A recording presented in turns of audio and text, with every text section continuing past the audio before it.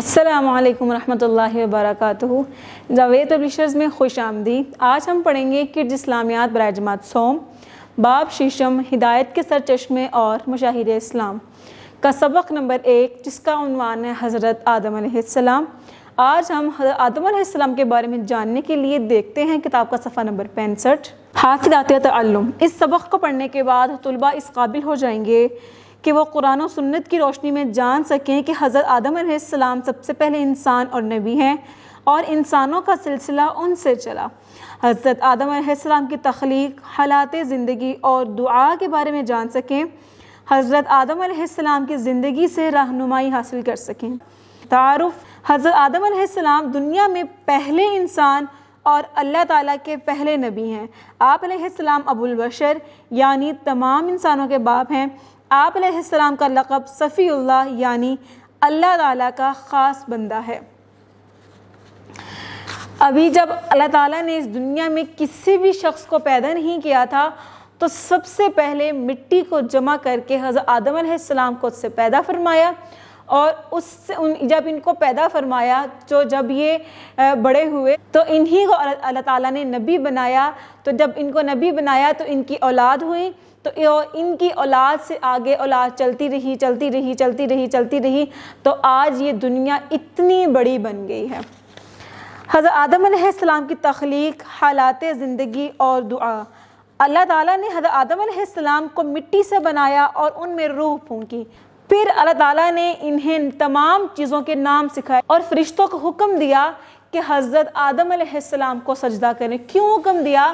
کیونکہ انسان فرشتوں سے بھی زیادہ افضلیت رکھتے ہیں کہ وہ اتنی مشکل حالات میں رہ کر بھی اگر اللہ کی عبادت کریں تو اس لیے اللہ تعالیٰ نے اپنی نئی مخلوق کے پیدا ہونے پر فرشتوں کو حکم دیا کہ وہ ان کو سجدہ کریں۔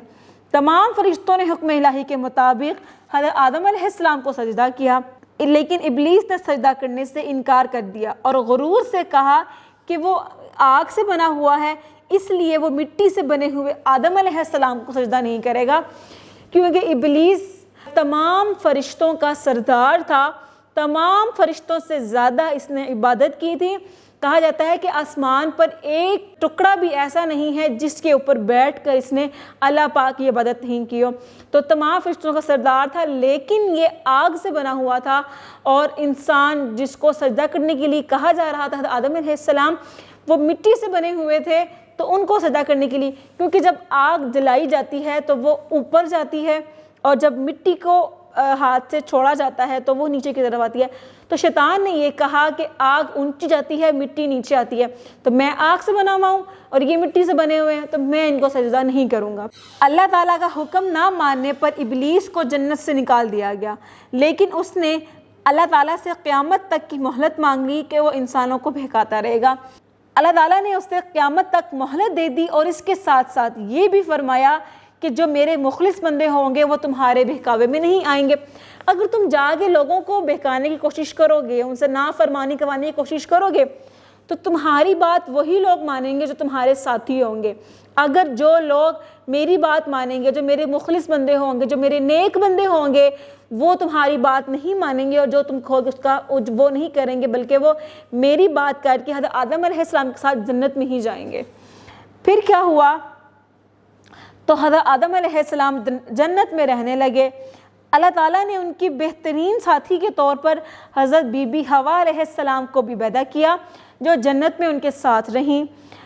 اللہ تعالیٰ نے حضرت آدم علیہ السلام کو دعا سکھائی، جس کا ذکر قرآن مجید میں الفاظ کے ساتھ ہے۔ اس سے پہلے یہ واقعہ جان لیجئے کہ جب اللہ تعالیٰ نے حضرت آدم علیہ السلام اور حضرت حوا علیہ السلام کو جنت میں بھیجا رہنے کے لیے، تو ان سے یہ کہا تھا کہ آپ جنت میں جا کے جو آپ کھانا چاہتے ہیں، جس درخت کا پھل، جس جانور کا گوشت، جس پرندے کا گوشت، جو آپ وہاں جا کے کھانا چاہتے ہیں، آپ ہر چیز کھا سکتے ہیں، لیکن یہ ایک درخت ہے۔ ایک درخت کا نام لے کر اشارہ کر کے فرمایا کہ اس درخت کا پھل آپ نے نہیں کھانا۔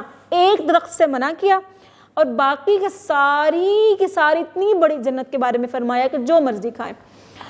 ٹھیک ہے، وہ چلے گئے جنت میں۔ اب شیطان نے جو اللہ پاک سے وعدہ کیا تھا کہ میں بہکاؤں گا، بھڑکاؤں گا، نافرمانی کرواؤں گا، وہ گیا ان کے پاس، حضرت آدم علیہ السلام کے پاس اور حضرت حوا علیہ السلام کے پاس، اور ان کو آ کے بہکایا۔ اب ان کو جا کے بہکایا کہ ساری چیزیں آپ کھا رہے ہیں، اس درخت کا پھل بھی آپ کھا لیجئے۔ انہوں نے فرمایا کہ ہمیں اللہ پاک نے منع کیا ہے، تو شیطان نے دلیلیں دی کہ نہیں نہیں کوئی بات نہیں، کھا لو اس درخت کا پھل، اس سے تھوڑی منع کی، وہ تو کوئی اور تھا، وہ تو وہ ہے، وہ تو یہ ہے۔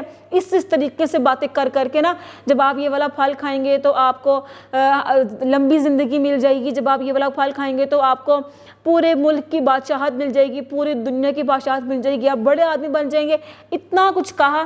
پھر حضرت آدم علیہ السلام بھی ان کی تو شیطان کی باتوں میں آ گئے اور غلطی سے وہ اس درخت کا تھوڑا سا پھل کھا لیا۔ جیسے ہی انہوں نے اس درخت کا پھل کھایا، وہ جنت سے نکال کر دنیا میں بھیج دی گئی۔ جب وہ دنیا میں آئے تو انہیں احساس ہوا کہ اوہو یہ تو غلط ہو گیا، وہ تو شیطان تھا، ہمیں لگا کہ وہ کوئی نیک بندہ تھا، وہ تو شیطان تھا، ہم اس کی باتوں میں آ گئے۔ پھر وہ اتنا روئے، اتنی اللہ سے معافی مانگی، اتنی معافی مانگی۔ اس وقت اللہ تعالیٰ نے حضرت آدم علیہ السلام کو ایک دعا سکھائی، یہ دعا سکھائی کہ یہ دعا پڑھے تو پھر میں آپ کی معافی کو قبول کر لوں گا۔ وہ دعا کیا ہے؟ ربنا ظلمنا انفسنا وان لم تغفر لنا وترحمنا لنکونن من الخاسرین۔ اس کا ترجمہ ہے، اے ہمارے رب، ہم نے اپنا نقصان کیا، اگر تو نے ہمیں نہ بخشا اور ہم پر رحم نہ کیا تو ہم ضرور نقصان اٹھانے والوں میں سے ہو جائیں گے۔ تو پھر اس طریقے سے جب انہوں نے یہ دعا کی تو پھر اللہ تعالیٰ نے ان کی دعا کو قبول کیا اور ان کو معاف کیا، اور پھر ان کو دنیا میں رہنے کے لیے جگہ دی، طور طریقے بتائے، کس طریقے سے رہنا ہے، وہ پھر سارا بتایا ان کو اللہ تعالیٰ نے۔ حضرت آدم علیہ السلام کی زندگی سے ہمیں یہ رہنمائی ملتی ہے کہ تمام علوم و فنون کا اصل مرکز اللہ تعالیٰ کی ذات ہے۔